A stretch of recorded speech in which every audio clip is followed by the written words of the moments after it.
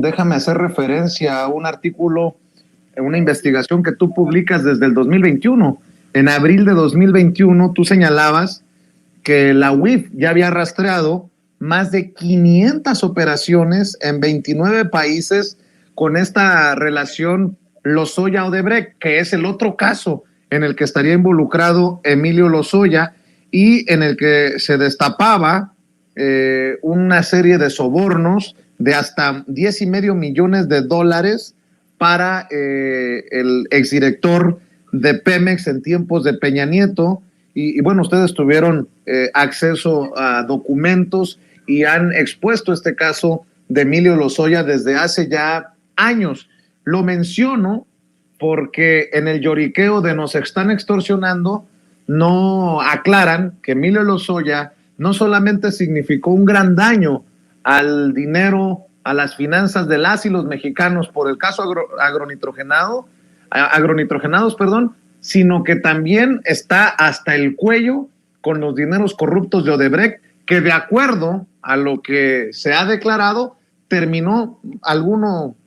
milloncitos de ese dinero corrupto de la constructora brasileña Odebrecht en la campaña de Enrique Peña Nieto, y por lo que absolvieron al PRI y a todos estos personajes en sus últimas horas en el INE, Lorenzo Córdoba y Ciro Murayama, solo por dejarlo ahí sobre la mesa, Nancy.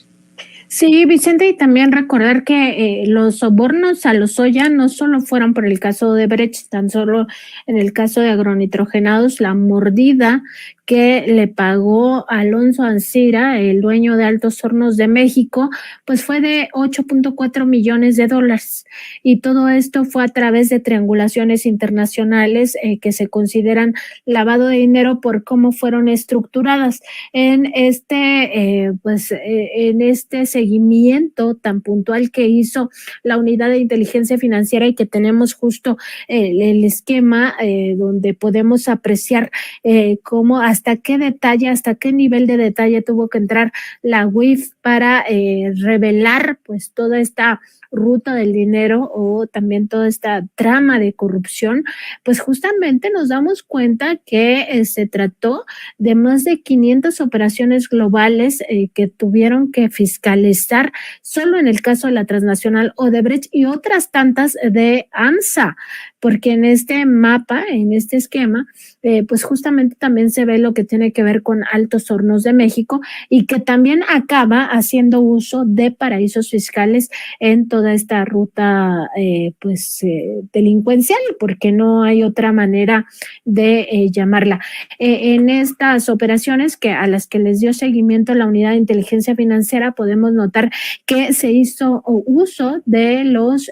sistemas financieros de 29 países, incluidos los propios paraísos fiscales, y todo esto para ocultar el origen del dinero, porque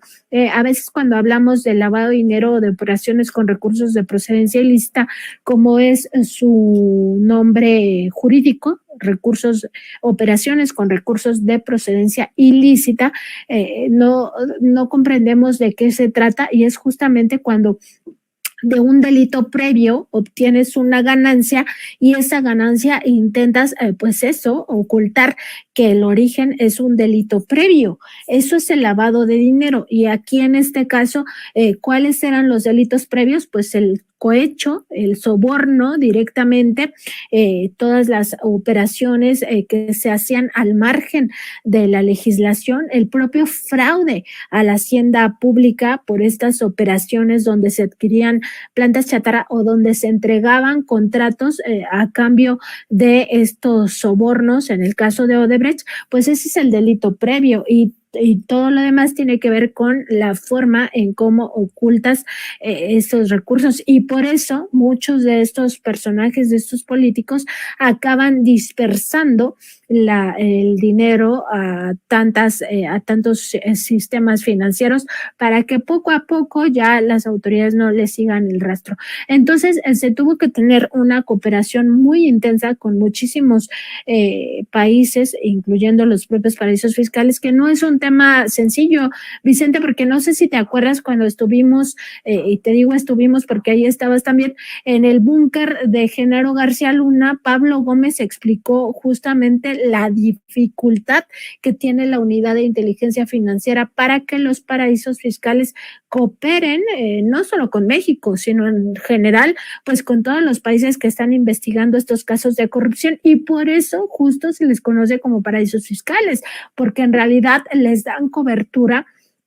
a toda la delincuencia de cuello blanco y organizada. O sea, se les conoce como paraísos fiscales porque no preguntan de dónde viene tu dinero. O sea, no les importa saber si viene de un genocidio, no les importa saber si viene de un latrocinio o de dónde, de secuestros, de tráfico de drogas, no les importa. Y por eso, entre menos cooperen, para ellos mejor, porque siguen siendo pues justo muy atractivos para toda esta delincuencia internacional. Entonces podemos justo ver en este esquema de la unidad de inteligencia financiera al que Contralínea tuvo acceso, toda esa ruta del dinero tan intrincada y que pues sí, o sea, se refiere a más de 500 operaciones globales. ¿Qué significa operación global? Pues que no solo es una operación, sino esa operación puede implicar otras 5 o 10 operaciones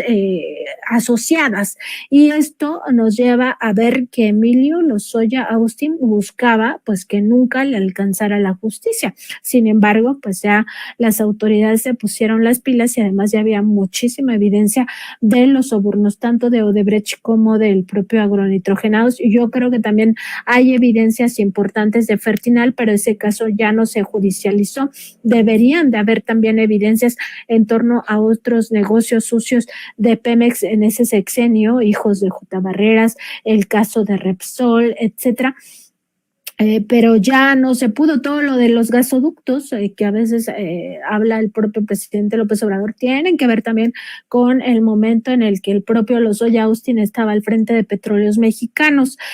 Sin embargo, bueno, tan solo en esta revisión de las operaciones por el caso de Brecht y el caso de Altos Hornos de México con su planta chatarra de agronitrogenados, sí podemos darnos cuenta de